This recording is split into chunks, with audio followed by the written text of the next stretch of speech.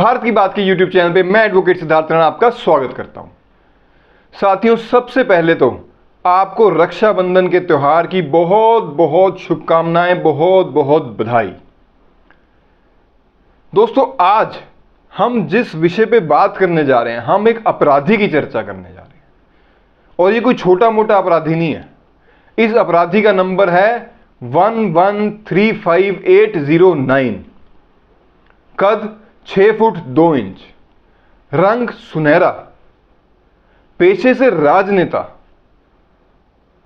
वजन 97 kilogram 97 KG. और दोस्तों, इसका देश जब आप जानेंगे तो आपको और ज्यादा हैरानी होगी। इसका देश है अमेरिका और इस व्यक्ति का जो नाम है वो है अमेरिका का पूर्व राष्ट्रपति डोनाल्ड ट्रंप।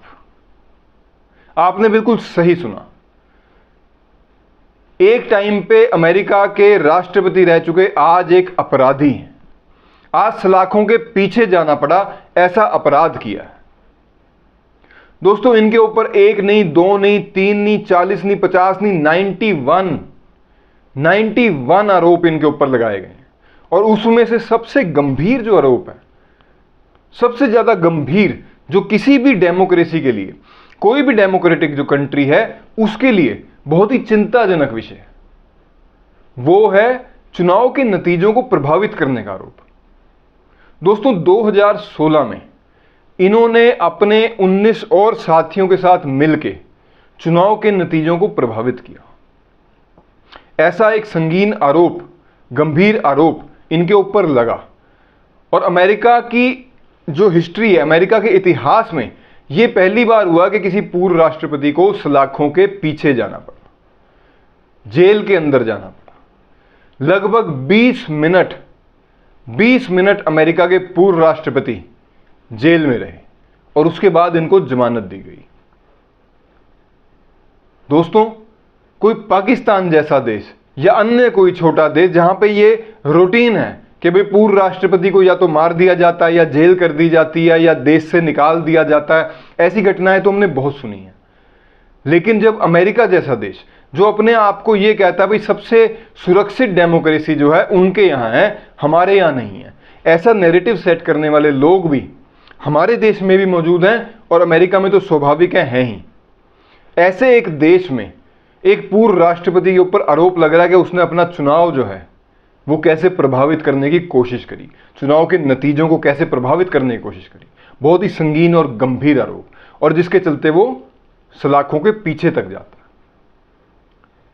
दोस्तों, ये विषय हमारे देश से कैसे जुड़ा हुआ है, ये सवाल आपके मन में जरूर आ रहा होगा कि ये अमेरिका की बात है, उनके लिए चिंता की बात है, इसका हमारे देश से क्या लेना देना। बहुत गहरा नाता है दोस्तों, मैं आपको समझाऊंगा इस वीडियो में। ये वही देश है, ये वही वेस्टर्न कंट्रीज जिसे हम कहते हैं, जहां से भारत को बदनाम करने की बहुत बड़ा एक षड्यंत्र आज तक चलता आया और अभी भी थमा नहीं है। इनके बहुत से साथी हमारे देश में भी रहते हैं। बहुत बड़ी एक लॉबी है जो इनके फंड्स पे हमारे देश में काम करती है, अपने ही देश को बदनाम करने के लिए। जब ऐसे एक देश से इतनी गंभीर और इतनी महत्वपूर्ण खबर आती है, इस खबर को दबा दिया जाता है। आपने देखा होगा कि अगर भारत के किसी सरपंच को भी किसी छोटे से मामले में सजा होती है या वो जेल जाता है तो वो हेडलाइन 24 घंटे चलाई जाती है, वो बीबीसी तक चलाई जाती है। उनका एक एजेंडा है। उनका एजेंडा क्या है कि भारत को बदनाम करो, कि भारत के नेता क्रिमिनल हैं, भारत के नेता भ्रष्ट हैं, मतलब हर एक तरीके से भारत की डेमोक्रेसी खतरे में है। ऐसा एक नैरेटिव चलाने के लिए इन बड़े बड़े देशों में बैठे लोग लगे हुए हैं। मैं ये नहीं कह रहा कि भारत के नेता दूध के धुले हुए हैं। हम सब ने देखा 2004 से 14 तक का रजीम जो डॉक्टर मनमोहन सिंह का था, उसमें कितने बड़े बड़े घोटाले हुए, हम सब ने देखा। उससे पहले भी जो कुछ हुआ, लेकिन उससे पहले में और आज के नए भारत में एक जमीन आसमान का फर्क है। 2014 से पहले राजनेता जो थे ये बड़े बड़े अपराध करके भी अपने पैसे के पावर के दम पे छूट जाया करते थे, निकल जाते थे।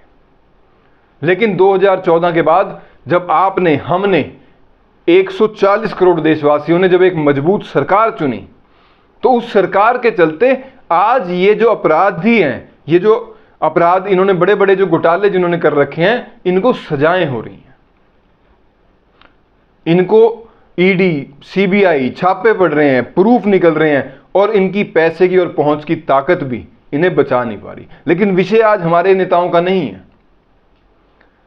विषय यह है कि विश्व में अपने आप को सबसे ताकतवर डेमोक्रेसी बताने वाला अमेरिका भी ऐसे नेताओं से भरा पड़ा है।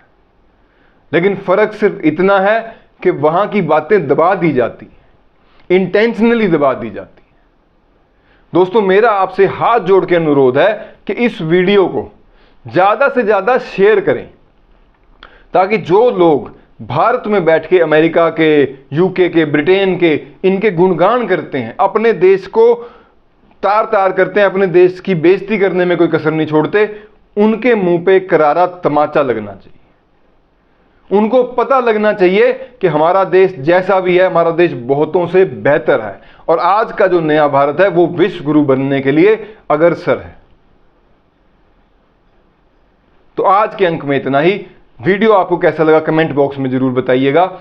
जो मेरे साथी, मेरे भाई नए हैं, आपसे हाथ जोड़ के अनुरोध है, चैनल को शेयर करें, सब्सक्राइब करें, लाइक करें, ताकि ज्यादा से ज्यादा ऐसी जो जानकारियां छुपा दी जाती हैं, इतिहास के पन्नों में भी छुपी हुई जो जानकारियां या जो करंट इवेंट्स में कहीं घुमा दी जाती हैं इंटेंशनली, वो मैं आपके तक ला सकूं और ज्यादा से ज्यादा हम उसको समझ सकें।